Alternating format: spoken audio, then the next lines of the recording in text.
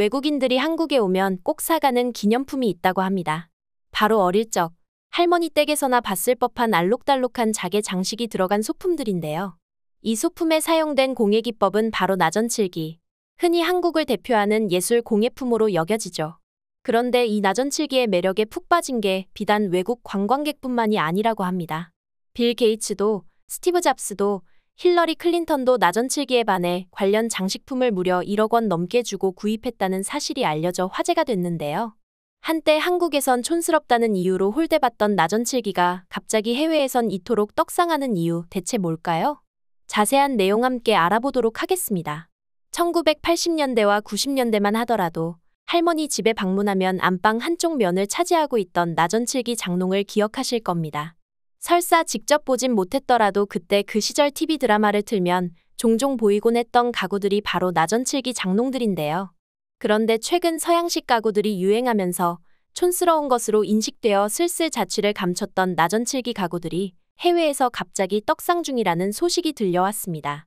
실제로 몇 년 전부터 한국에 와서 기념품으로 나전칠기로 장식된 보석함이나 소품을 사서 자국으로 돌아가는 해외 관광객들이 부쩍 늘고 있다고 하는데요.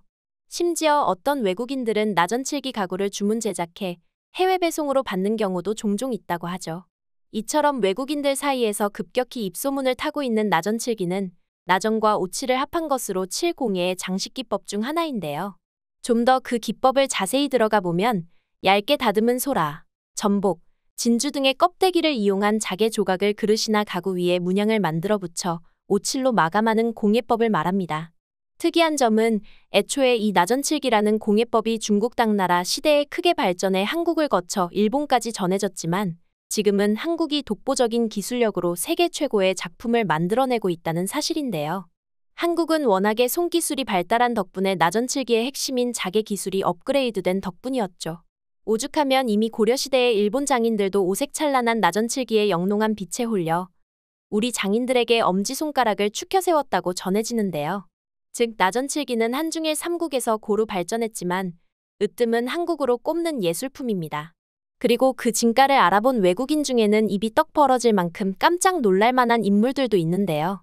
우선 IT 업계의 양대 산맥인 빌 게이츠와 고 스티브 잡스가 한국 나전칠기에 푹 빠져 한국 작가의 작품을 소장하고 있었다는 사실 알고 계셨나요? 맨 처음 빌 게이츠가 나전칠기를 접한 것은 2007년 가을이었습니다. 당시 프랑스 문화부 장관의 초청으로 파리 파크하야트 호텔에서 개인전을 열던 57명인 김영준의 작품을 우연히 본 빌 게이츠는 나전칠기에 단번에 매료돼 VIP 선물용으로 작품을 주문 제작했다고 하죠. 그렇게 주문한 개수는 무려 100점으로 당시 이를 세계 명사들에게 선물했다고 하는데요.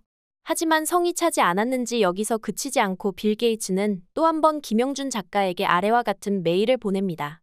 바로 자신의 회사 마이크로소프트에서 만든 게임기 엑스박스의 자개를 장식해줄 수 있겠냐는 제안이었는데요. 그렇게 매화와 나비 문양의 자개오칠을 올려 한국의 깊은 멋을 느낄 수 있는 특별한 엑스박스 3점이 완성되었죠.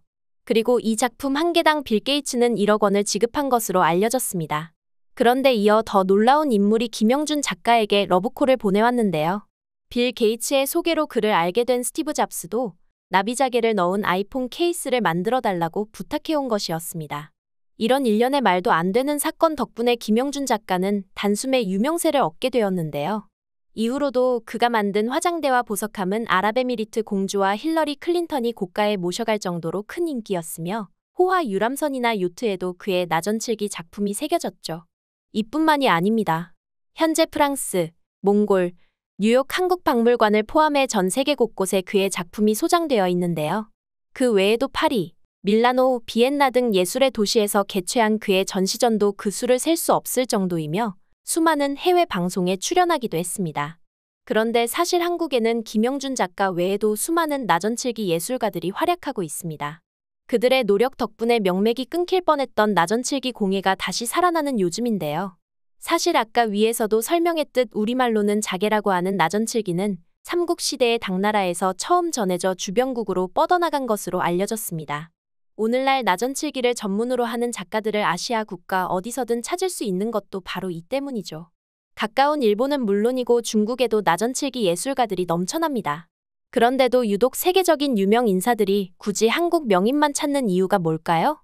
한국의 뛰어난 손기술 덕분에 한국에서 그 기술이 더욱 발전했으며 독자적인 예술품 역시 많이 생산되어 전 세계적인 인정을 받고 있기 때문입니다.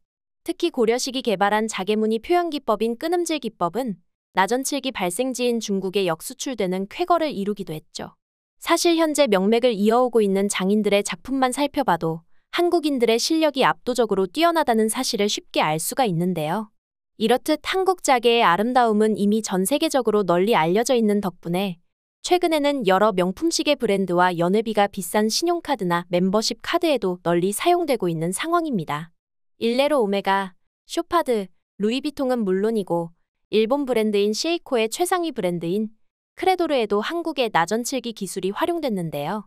특히 크레도르는 흔히 보이는 다이아몬드 하나 넣지 않고 자개와 오칠로만 구성해 6억 원에 육박하는 최고급 제품을 내놓는 등 한국 자개 기술은 명품 시계의 고급스러운 멋을 더하는 데 톡톡히 기여하고 있습니다. 실제로 명품 시계로 유명한 본고장인 스위스 본사 담당자가 한국을 극비리에 방문해 나전칠기 장인들에게 노하우를 배워갔다는 이야기도 전해지고 있을 정도죠. 이뿐만 아니라 스타벅스에서도 자기 공예를 담은 스페셜 카드를 출시해 품절 대란이 일어난 바 있는데요. 당시 7만 원이라는 착하지 않은 가격에도 불구하고 전 상품 완판되는 기록을 세우기도 했죠. 이뿐만이 아닙니다. 세계적인 명품 브랜드 듀폼의 라이터에 새겨져 있는 57 그리고 세계적인 엘리베이터 회사 티센크루프의 엘리베이터 문에 새겨져 있는 나전칠기 문양 모두 한국의 명인의 혼이 깃들어 있는 것들인데요. 이렇듯 오늘날 한국의 자개는 그 아름다움을 인정받으며 세계 유수의 유명 브랜드들의 끊이지 않는 러브콜을 받고 있습니다. 하지만 이런 나전칠기도 직면한 어려움이 적지 않다고 합니다. 우선 나전칠기는 제작 과정이 매우 복잡해 전문성이 요구되는 반면 대다수가 가내수공업 형태로 명맥을 이어가고 있어 생활고가 심하다고 하는데요. 심지어 수십 개가 넘는 공정을 거쳐야 하는 대작은 그 제작 시간에만 무려 2년에서 3년이 걸릴 정도로 많은 수고가 동반된다고 합니다. 그래서 아직도 명맥을 이어가고 있는 자개 명장들에 따르면 뼈를 깎아 만드는 공예라고 말을 하곤 하죠. 특히 제작 과정이 매우 복잡한 것도 문제지만 피부에 유독하고 악취가 나는 오칠을 쓰기 때문에 기피되는 기술이라고 하는데요. 오칠이라는 건 나무 제품을 그대로 사용하지 않고 겉면에 몇 겹의 온나무 수액을 칠하는 기술을 말합니다. 오칠을 사용하게 되면 나무 표면을 매끈하게 윤이 나도록 하는 장식적인 기능뿐 아니라 부패, 습기, 열에 강하다는 장점이 있죠. 그래서 많이들 오칠을 선호하는데 문제는 온나무에 치명적인 독성이 있다고 하는데요. 사람에게 이 오독이 오르면 미칠 듯한 가려움증이 폭발하고 갖은 두드러기가 나는 등 독성에 시달린다고 합니다. 심하면 림프관을 타고 전신으로 이동하므로 결국 오치로 말미암은 피부질환이 전신에 걸쳐서 나타나게 된다고 하죠. 문제는 이 때문에 옷 수액을 다루는 장인들은 옷과 접촉 가능성이 높은 손이나 다른 피부에 기름을 바르는 식으로 옷이 신체로 흡수되지 않게 막고 작업을 한다고 해도 하루 종일 작업하다 보면 불가피하게 노출돼 고통을 겪는다고 하는데요. 그렇다 보니 인력이 부족해 전문인 양성이 어려운 것도 문제라고 하죠. 보기에는 아름다운 우리의 전통공예가 실은 이렇게 많은 명인들의 피를 깎는 노력에 의해 탄생하고 있었던 건데요. 한편 명인들이 말하는 오늘날 나전칠기가 직면한 어려움은 더 있다고 합니다. 아직 세계문화유산에 등재되지 않아 정부 지원이 미흡하기 때문에 정부 산하 공예 전문 박물관 하나 없는 현실이라는 건데요. 이에 작품을 만들어도 전시와 판매할 수 있는 장소가 없어 많은 이들이 경제적인 어려움을 겪고 있다고 하죠. K-팝, K-콘텐츠에 이어 K-공예 가능성의 문을 열고 있는 우리의 나전칠기. 부디 앞으로는 정부 차원의 지원이나 많은 이들의 관심이 뒷받침되어 우리의 공예 기술이 더욱 세계 무대에서 진가를 발휘할 수 있길 바라며 오늘 영상 마치겠습니다.